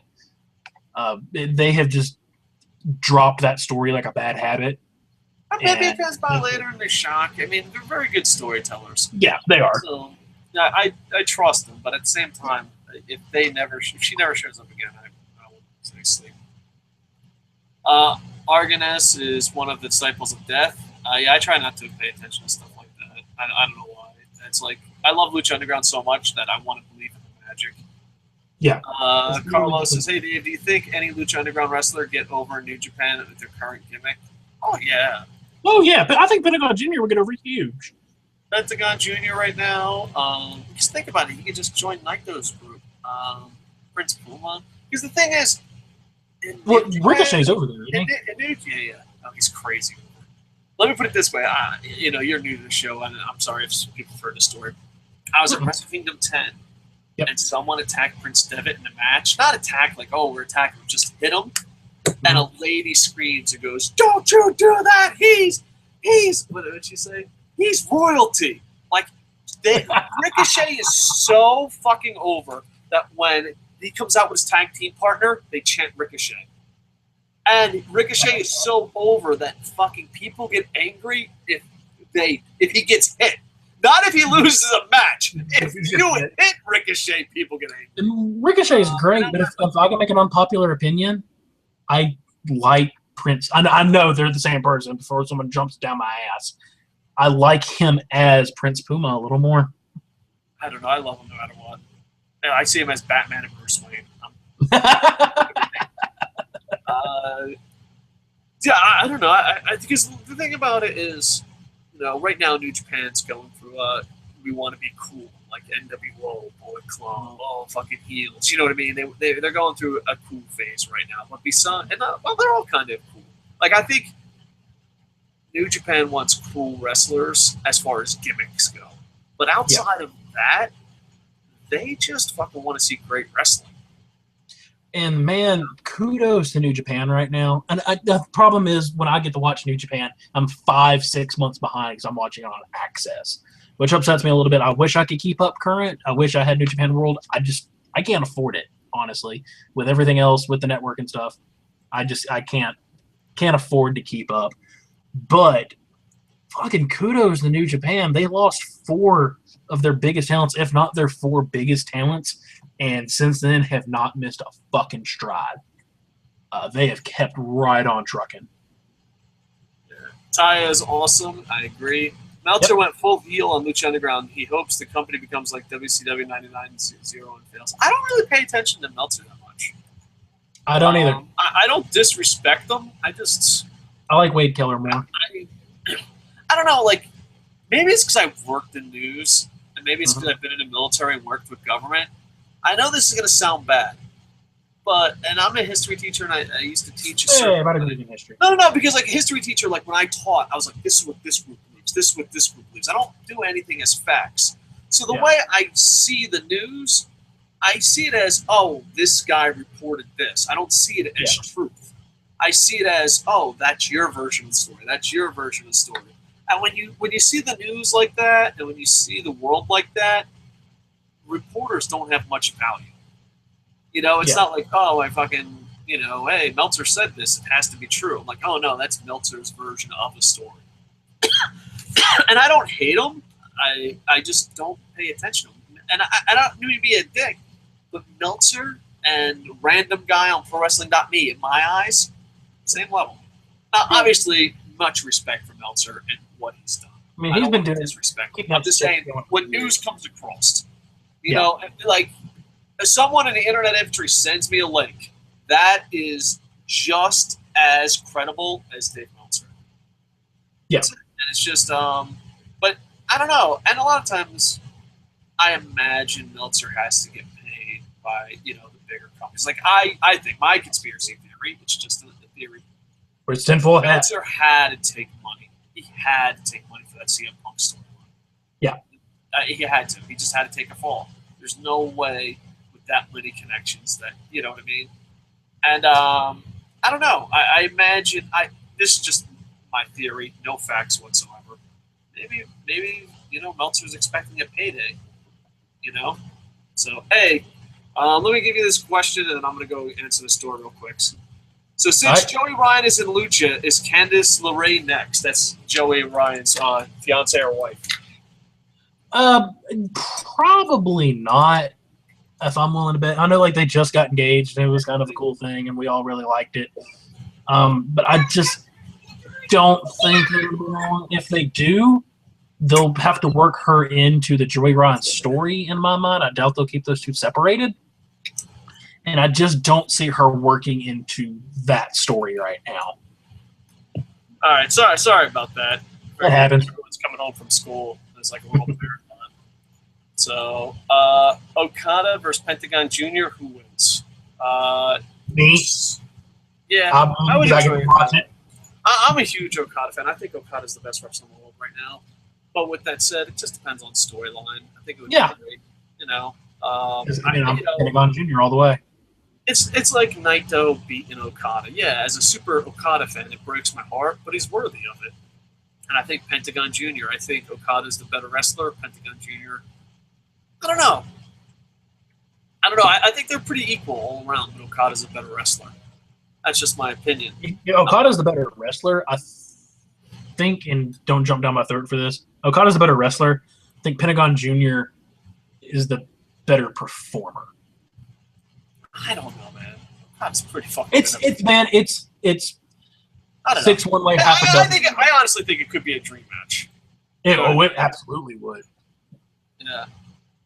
TJ Almer says Rey Mysterio has no plans rejoining WWE again. He must have saw Del Rio. He's staying in AAA. Yeah, I know that, but if I was Del Rio and Rey Mysterio, I would stay. I don't know. It's just unless money talks. You know what I mean? It's easy to say you're not going to. WWE. Again, you can buy anybody, but Ray's made it pretty clear that he loved the WWE. He's liked his time there, but he just likes doing lucha shows, so he wants to do lucha shows. I know that, but he's going back home a hero. Exactly. He left as like a super wrestler, but then went international and became a hero. There's a difference between being a super wrestler and a hero. And I think now, he's set. I don't know. And not only that, but Rey Mysterio sells a lot of fucking merch. A lot of merch. He's the only wrestler on Lucha Underground's store that has a shirt. Everything else is just Lucha Underground. Yeah. And not only that, well, I think they have special edition other shirts too, but I understand what you're saying. What was I going to say? I don't know, not selling out is hard, but you could do stuff to make sure that you have more freedom. Like, example, Ric Flair has to sell out for the rest of his life, even though he made more money than Mick Foley. Mick Foley doesn't have to sell out. So, you can learn a lot from pro wrestling. I know it sounds crazy and it's going to sound a little preachy, but I never wear any clothes that cost more than $10. Like, the whole outfit doesn't cost more than $10. I try to eat as cheap as possible, and my wife and kids hate it. But and it's not because I'm poor, so to speak. It's I want freedom. If I wasn't married, I'd be retired. I just want such a simple life that there's freedom. And I think it depends on what you pay, what you spend, you know what I mean? So, yeah, selling out is hard. Not selling out is hard, but preparing not to sell out makes it a lot easier.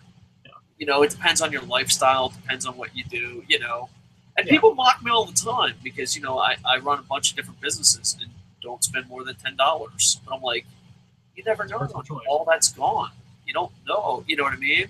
I mean, you spend money how you want to spend money. I don't like spending money on clothes, but I'll drop some fucking bank to get a new role-playing book or get some new models for my Undead Army or shit like that. And people are like, why are you spending money on that? Because that's what I want to spend money on. I try to be minimalist.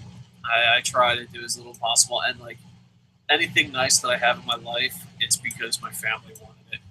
And that's not a lie. I would still want a nice computer and internet. Yeah. Outside of that, I wouldn't want anything. If I had a small-ass house and just had internet and a pillow and a blanket and a nice computer, I don't need anything else. Food, obviously, but I could eat the same food. No, you fucking eat that computer, damn it. No, because, the thing is, you can go, if my family didn't give a fuck about food.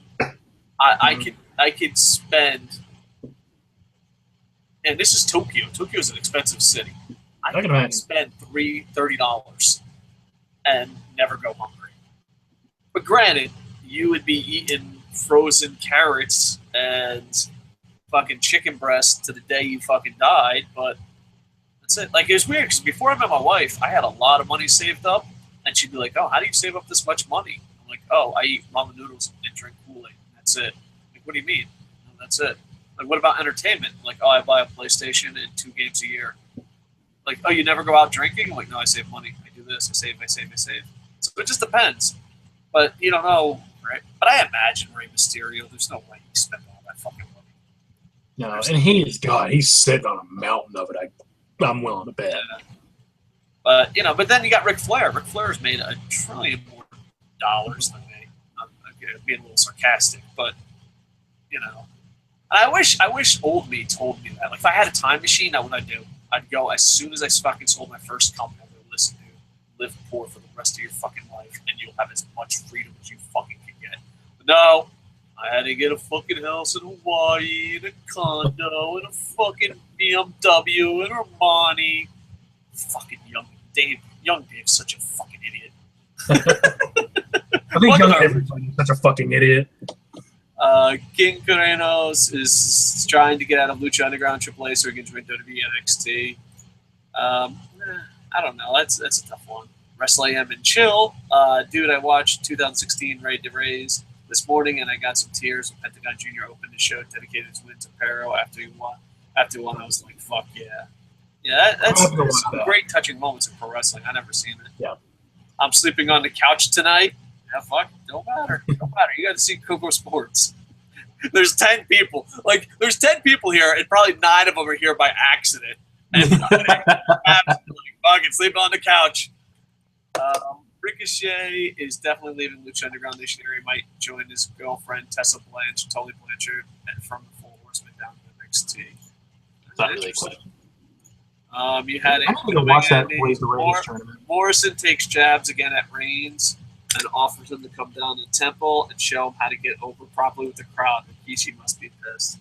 Yeah, but I don't know. Like I thought when Rikishi was angry, I didn't know what Morrison said. But now that he said it, I'm like, Rikishi, grow the fuck up, bro. Yeah. Jesus it was clearly just Christ. Rikishi, you got to do what I did earlier in the show. You got to look in the mirror and ask yourself, are you being a bitch? Am I a bitch right now? Am I being a bitch? yeah. Maybe an actual horseman, Charlotte and Tessa. That'd be nice. Insert 2 more women wrestlers. Kana's pretty good. Fuck him. Kana's amazing. I want Kana to be everything. TJ Elmore said TNA is in some dark times, man losing their office and joining their warehouse.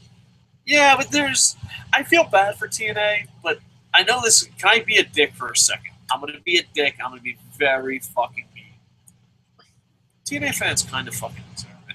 You didn't critique it. You thought everything was awesome. Everything wasn't awesome. You didn't fucking tell them to change. You didn't give them honest fucking feedback. And everyone else stopped watching it. Yeah. I'm sorry to be a dick, but they have an investor, but Dixie won't give up control. And well, she'll lose everything. Here they want 51%. She's only going to get 49%. Don't tell Dave. Don't tell. Okay, but I'm going to another Tier 1 show. All right. I haven't kept up with TNA in a long time. The American Legion, by me, rents it out biggest Hall of Fighting Spirit Wrestling Tier 1 and a few other indies. That's sweet. Brooklyn is an indie wrestling mecca. Yeah, I love indie wrestling. I got to get back into it. The problem is I live in Tokyo, and indie wrestling is the same price as New Japan. So why the fuck wouldn't they just go to New Japan? Yeah. Well, luckily for me, the guy that runs our local indie in Birmingham, because I didn't think we had one, he just wandered in my store the day after I was talking to a friend and went, man, I wish I could get involved with the indies a little bit more because I need to put my money where my mouth is. If I'm going to say support indie wrestling, I got to do it. Dude wandered to my store, is like, you like Kevin Owens? Because I was walking out of work, took off my collared shirt and had Kevin Owens shirt on. So yeah, man, I'm a big wrestling fan. He's like, oh, well, I'm so-and-so. I run GCW, blah, blah, blah. I'm like, fuck, dude, you want me there? I'm there. Done and done. I'm surprised. Promoters need to promote more. All right. Yeah. Oh fuck! I gotta do a couple more, and then I probably gotta go. All right, hold on. Let me grab this door. I don't fucking know. Here, I got a couple over here. Let's see. All right, give me 5 seconds. Talk about anything. Just tell them how you like pro wrestling. Oh, I got the comments pulled up over here. I can say something. Let's see. Something about Ibushi. Let's see. I don't think Lucha Underground is going to get Ibushi. I don't think it's going to go sour WWE. But they got that big cruiserweight tournament coming up this summer, and he's going to be a part of that. I can almost guarantee you he's going to be a part of that. So as much as it would be awesome to see him in Lucha Underground, I'm not going to put my money on that horse. Let's see what else we got. The weather is a mess up there in the Northeast. Yeah, it's a mess down here in the Southeast. It's hot, cold, hot, cold, hot, cold, hot, cold, except it's the Southeast, so it's eternally muggy. Even when it's cold, it's fucking muggy. And I'm back. So, did you tell me you're wrestling? Crazy J Ray is asking who I am. I am Sammy Synister, Crazy J Ray. Nice to meet you.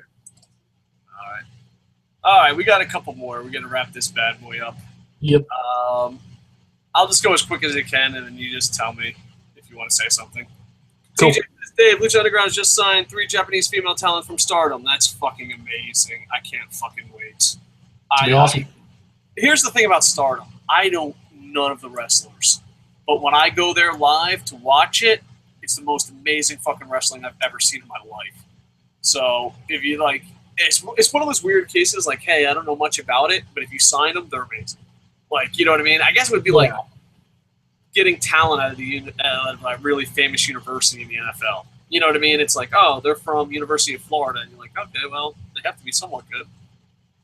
I love seeing the future wrestlers start out on indies by me. Yeah, me too. I think it's amazing. I got to get back into it. It's fucking dear Japan. Lower your indie prices. Because I don't know. Am I a dick? Who wouldn't choose? Like if you got New Japan or an indie and they're the same price, who's not choosing New Japan every time? Hi, I'm back. Did you miss me? Yeah, a little bit, pal. We miss all of you. Glad you're back. Sexy Star is sexy indeed. Agree. Here on the northeast side, the U.S. weather is being a bitch. Yes, weather. Coco, who's the new dude. Sammy. I believe you, Andy. Here in Jersey's constantly changing. TNA's too sweet. Fast forwarding. The only thing TNA can do now is sell everything and sell the video library to WWE. Yeah, but WWE's going to wait. They're just going to wait and get that video library for like fucking thousands. They're just going to wait until they can buy TNA for pennies on the dollar, and then they'll throw all that shit in the vault like they've done with NWA. And you know what? I'd be super ecstatic because I could go back and watch it. Yeah. I know that, but then we could review it, and maybe there won't be so much fucking everything is perfect. No. With the networks, so they could buy old stuff. Yeah. Samoa Joe. I don't know. This is the best comment. Just says Samoa Joe. Samoa Joe. I love fucking Samoa Joe. Yes, I agree. TNA, and I said before, it's so boring now. Yeah. I don't know. It's got to the point of there's different stages of critiquing something. There's everything is awesome. Oh, it's good, but it needs improvement. Oh, what? Oh, it's so average. I wish they could be better. Oh my God, it's bad. Oh, this is the fucking worst shit ever. But then there's the lowest of the low. And it's like, I don't even want to talk about it. Like, I feel guilty. Dude. I'm totally with you there. I think it's worse. If it was bad enough that we had to watch it to talk about how bad it was, that would be one thing. But I don't even want to fucking talk about TNA. And the only time I ever talk about TNA, it's about how there's probably about to go out of business. Yeah. And the thing is, I just... I don't know, dude. It broke me inside. It broke, like, I can't, that Matt Hardy thing broke me inside. It's just, because the thing is, the TNA fans defended it. TNA YouTubers are like, how can we spin this to be a good thing? If you review a show and you're like, how can we spin this to be a good thing? Stop. You're fucking Reviewing yourself. pro wrestling isn't for you. And I don't mean to be a dick, but find something that you can be honest about, that you can review, that you're passionate about. There's so many of these fucking podcasters that you're like, are you even fucking wrestling fans? Have you ever turned on a podcast and go, these motherfuckers don't even like wrestling? They just think it's easy to build an audience? I hate that. Yeah. Crazy J Ray, I missed Raw this week, so what happened on Raw? Well, we did a Raw review. That's a good. The Raw has been really good the last 2 weeks. Go watch it. Go watch it. Oh, man, the man with no hair is named Sammy. Nice to somewhat meet you, Sammy. New Japan versus Lucha Underground needs to happen. That would be amazing. I think it'd be Jarrett, your TNA's only hope. LOL, we need you, the chosen one. I don't know. I normally don't watch other podcasters, just because I don't want to have the same voice as them. You know what I mean? It's like, oh, if I fucking watch you, we might have the same views, and it's, I don't know. I take reviewing wrestling probably a little too nerdy serious. But I want it to be my voice, you know? But I did check out Soul Monster because he was fucking talking about something. And Soul Monster's not bad. I think he's one of the better guys out there. I've never met the guy, but besides him saying I don't want to be part of the IWC, I was like, dude, you're a fucking douche. But outside of that, outside of that, he has a really good podcast, but I don't listen to it all. But there was a clip online where talking about Jeff Jarrett and some fucking pyramid gold buying scam, and I was just like, dude, Jeff Jarrett, if he's your final hope, he's trying to fucking scam, and not only that, but he's trying to scam pro wrestling fans. He's like, oh, it's the fucking global force buy gold, fucking live happily ever after shit. If that's your hope, there is no hope. And I love Jeff Jarrett, and I love what TNA used to be. But if your hero is hawking fucking gold on a pro wrestling site, it might be time to fucking be like, hey, bro, there's no fucking saving this thing. Yeah, I think it has to be someone completely new, and it just does happen. Well, they brought in Billy Corgan, which was cool. But here's the thing, too. Like, if you had enough money to buy 51% of TNA and take over TNA, why wouldn't you just start your own promotion? Yeah. I mean, because you're buying damaged goods. Honestly, and I really hate this, because I want TNA to be successful. It would honestly be better for them right now if they let it die in peace. Go like, hey guys, we had a good run. Then this is never going to happen. We had a good run. We're calling it a day. We're going to have one last blowout show, fucking drop the whole bank, make a badass fucking show, bring in some crazy talent, have some awesome shows, have EC3 go out on top. Have EC3 win it back, and then have him go out as the final TNA champion. But that's just not going to happen. Even people ask me all the time, like, if you were rich, I'd probably just dump money into NA. If I was rich, because here's the thing. I know this is going to sound crazy because we love pro wrestling. If you're investing money in pro wrestling and thinking it's a good business strategy, you're wrong. You're fucking wrong. But if I had enough money where, just Ted Turner with WCW did not give a fuck. If I had Ted Turner money, I would just throw it at New Japan and Lucha Underground or start my own shit. I wouldn't even consider buying stock in a WWE or TNA.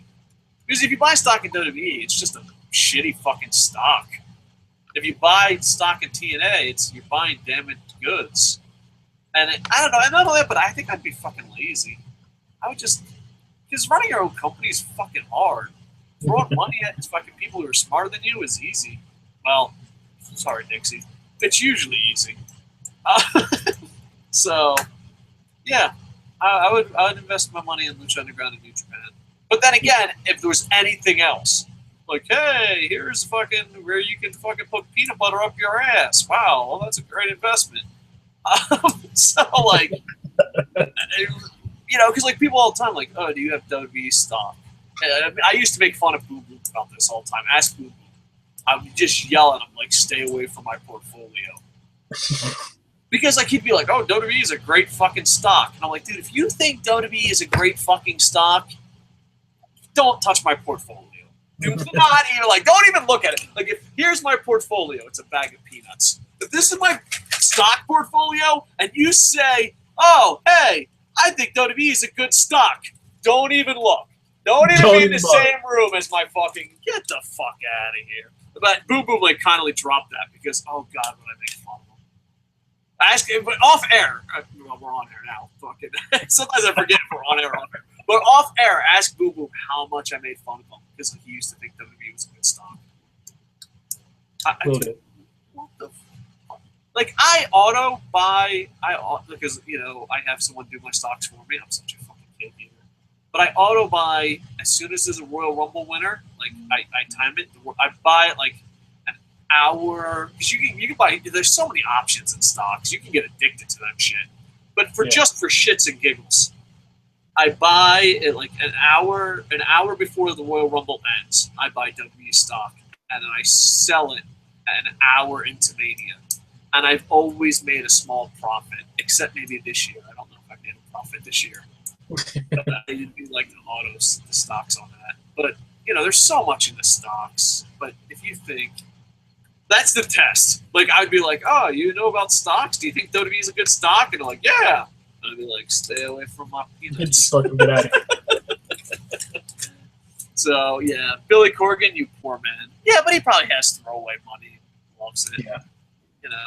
Like I said, if it's a dream of yours, you know what I mean? Or you have so much money, because Billy Corgan has promoted other wrestling before. Yeah, he used to work he did stuff for ECW. Yeah, not only that, but he had his own indie promotion too. Yeah, and I don't know. I'm probably Billy Corgan. I'm hoping Billy Corgan's not losing his ass, but most likely it's just a rich guy living a dream. That's it. That's what I imagine. Yeah. I like the new dude, Sammy. I just hope Sammy don't do a porn review like poor Boo Booms did. Yeah, fucking Boo Booms did a fucking porn review on our channel. It was wrestling related, but like the internet infantry lost their shit. I guess they thought we were too classy for that. Crazy infantry. Don't worry about it. Not gonna happen. I don't know. Go look it up. It's like Sunny Side Up review. It's on. Oh, he did fucking Sunny's porn. Yeah, and like, dude, fucking damn it, boom, boom. fire them and everything.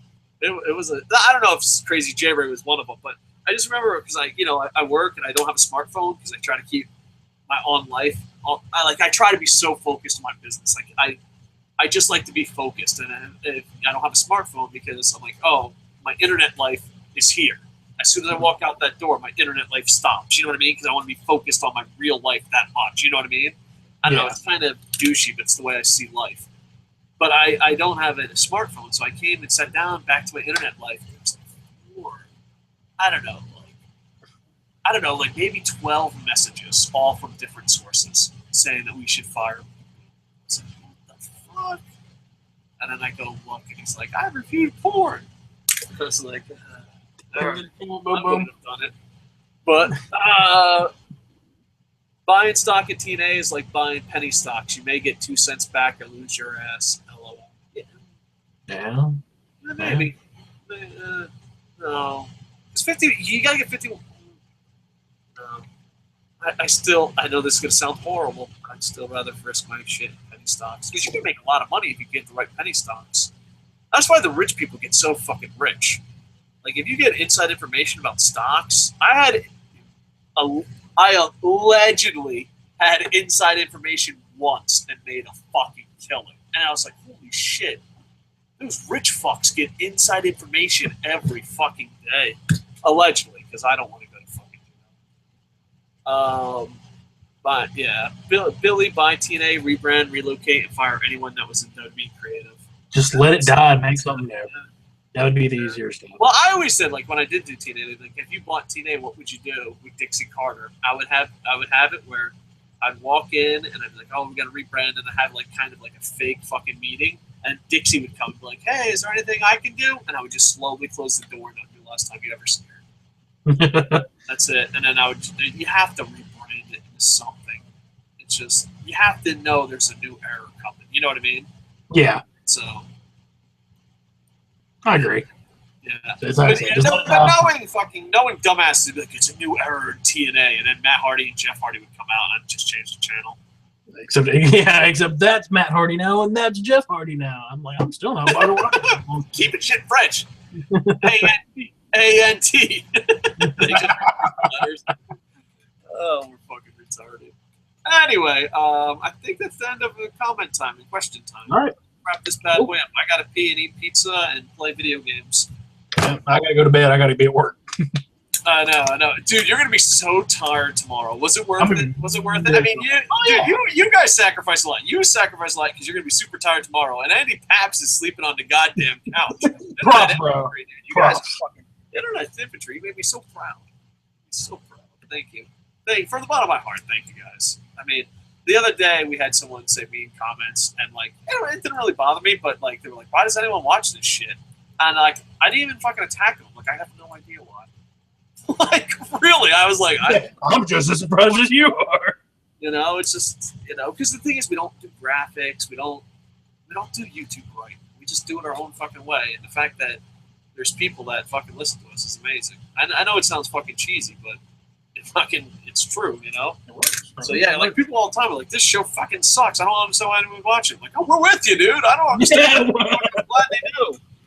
All right, so like, comment, subscribe, and check out Coco Plays. I talk about anything while playing RBI baseball badly. Check out my son's channel, Pumpkin Cheese. Check out KocoSports.net. Hopefully within 3 weeks, we'll get our head out of our asses. Something major is about to happen at Coco Sports, where it's either we're going to end it or we're going to fix it. ProWrestling.me is all the hosts here decided $7 isn't worth it. So we put all our money into ProWrestling.me that we earned from this channel, and we're hoping it takes off. We want to have like a pro wrestling bar atmosphere. So please go over there, be active, and we really have to improve that fucking site. Just because, you know, fuck, man, maybe I'll just take the money back. No, I'm just kidding. I was thinking. But no, I hope so. I want to make a place where pro wrestling fans, but it's still going to be a passionate pro wrestling fan. So like, comment, subscribe. You got any final messages, sir? You don't have much to plug. You should plug something. Like, I'm not much plug. I am on Pro Wrestling.me now. So if you would like to talk to me, ask me about my day, about my cat, about wrestling, that's the best place to get in touch with me. I'm checking out more often now. If it's during the day, it's going to be hard for me. So at night's the best time to get a reply. But I look forward to hearing from you guys. I've really enjoyed doing this so far. Most people have kind of taken a liking to me. And I really like you guys. Y'all make me feel welcome, and I really, really enjoy doing this. So don't let you make me feel welcome. I'll be here. No problem. And out of all the new guys, you guys were the fucking out of all the new co-hosts, you were like the most accepted. Like they're like, this guy's he's part of the internet infantry. Like everyone else was like, fuck Boom Boom, fuck LK, fuck this guy. No, that's not true. Wrestling Ranked really was beloved on day one. But almost everyone else was like, they had to earn it. Like, you think you're the internet infantry host? So everyone's saying goodnight. Appreciate it. And friend Yelly said something really kind in Facebook, so I really appreciate that. Thank you. I guess I'll read it. It's a little douchey to read someone's go ahead. comments, but we'll end it with this. Friend Yelly says, I watched because you come across as honest and not as a corporate polished product. Thank you. Your product has a soul. Thank you. Those are such kind words. Arigato, sir. Thank you. All right. KocoSports.net, Coco Plays, ProWrestling.me. If I knew where you worked, I would just give the most random fucking plug to where you work. but I don't know. I always thought that'd be awesome. Like, I'd like the – because, dude, in Japan they do that. Like, in Japan they had the ninja competition, and, like, this guy worked at 7-Eleven, and he wore a 7-Eleven uniform, and he's like, oh, it's an honor when I'm not practicing for being a ninja. I get to work at 7-Eleven, and they treat me so great. But he wasn't being sarcastic. I was like, man, I wish I was like that. But if I mentioned my business, they'd be like, Dave, don't do that. Don't do that. All right. Like, comment, subscribe, and most likely we will be back tomorrow. With that, I am over. Oh, BoomBoomWearStockings.com. It's .net, bastards. BoomBoomWearStockings.net. And with that, I am over.